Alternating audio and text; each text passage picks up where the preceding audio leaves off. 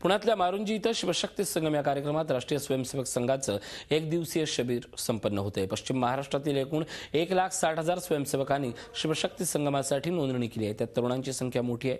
हे सगळे स्वयंसेवक पूर्ण गणवेशात संघस्थानावर उपस्थित राहणार आहेत। सरसंघचालक मोहन भागवत यावेळी मार्गदर्शन करणार आहेत। त्याशिवाय 50,000 नागरिक तसंच मान्यवर या कार्यक्रमात प्रेक्षक म्हणून येणार आहेत। छत्रपती शिवरायांच्या शौर्यशाली इतिहासाचं स्मरण करत संघविचार समाजातल्या शेवटच्या घटकापर्यंत पोहोचवण्याचा हा प्रयत्न आहे। संपर्काच्या माध्यमातून कार्यविस्तार साधणं तसंच देशविघातक शक्तींना सज्जन शक्तींचं दर्शन घडवणं हा या कार्यक्रमाचा मुख्य उद्देश आहे। या एकदिवसीय शिबिरासाठी 35 विविध खात्यांच्या माध्यमातून 8,000 स्वयंसेवक गेल्या अनेक महिन्यापासून झटतायत।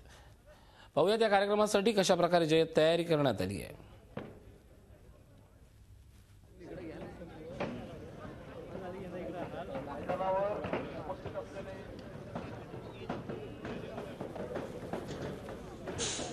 तीन मजली भव्य व्यासपीठ आहे। 70 फूट उंचीचा ध्वजस्तंभ आहे। 100 एकरावरील विस्तीर्ण संघस्थान आहे। 150 एकरवर सिद्धता केंद्र आहे। 200 एकरवर वाहनांसाठी पार्किंगची व्यवस्था आहे। 13 प्रवेशद्वारांना जोडणारी भक्कम अशी तटबंदी आहे। 2000 स्वयंसेवकांचा सहभाग असलेलं घोषपथक आहे। या ठिकाणी जे काही आलेले आहेत लोक त्यांचं कशा पद्धतीचं वातावरण आहे थेट याचा आढावा घेतला कैलासपुरी यांनी। पुण्यातील मारुंजे येथे राष्ट्रीय स्वयंसेवक संघाच्या भव्य दिव्य शिबिर होतं। दिंडी काढत या शिबिरामध्ये सहभागी होण्यासाठी हे सर्व वारकरी आलेले आहेत। टाळ मृदुंगाचा गजरामध्ये हे वारकरी संघस्थान ज्या ठिकाणी हे शिबिर आहे त्या स्थानी आलेले आहेत। नेमका काय हेतूने हे सगळे वारकरी या ठिकाणी आलेले आहेत देहू संस्थानचे माजी अध्यक्ष शिवाजीराव मोरे आपल्या बरोबर आहेत। त्यांच्याकडून जाणून घेऊया काय सांगाल। वारकरी सर्वजण आलेले आहेत, सहभागी होत आहे शिबिरामध्ये, काय हेतू आहे, कशा पद्धतीने तुम्ही या शिबिराकडे पाहताय?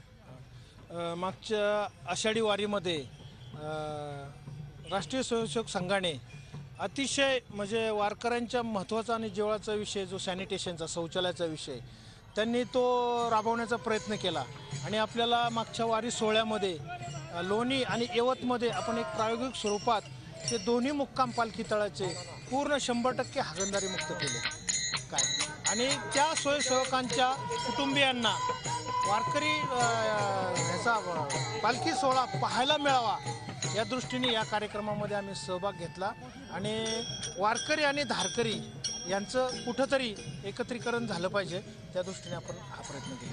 व्हिडिओ जर्नलिस्ट प्रदीप ठेंगरेसह Kailaspuri, Zee media, Marunji, Pune.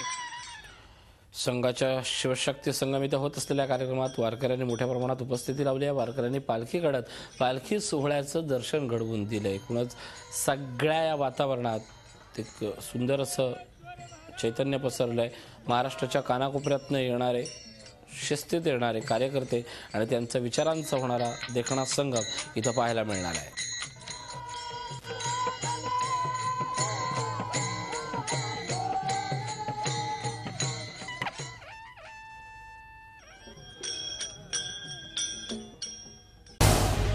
Zee 24 तास रहा एक पाऊल पुढे।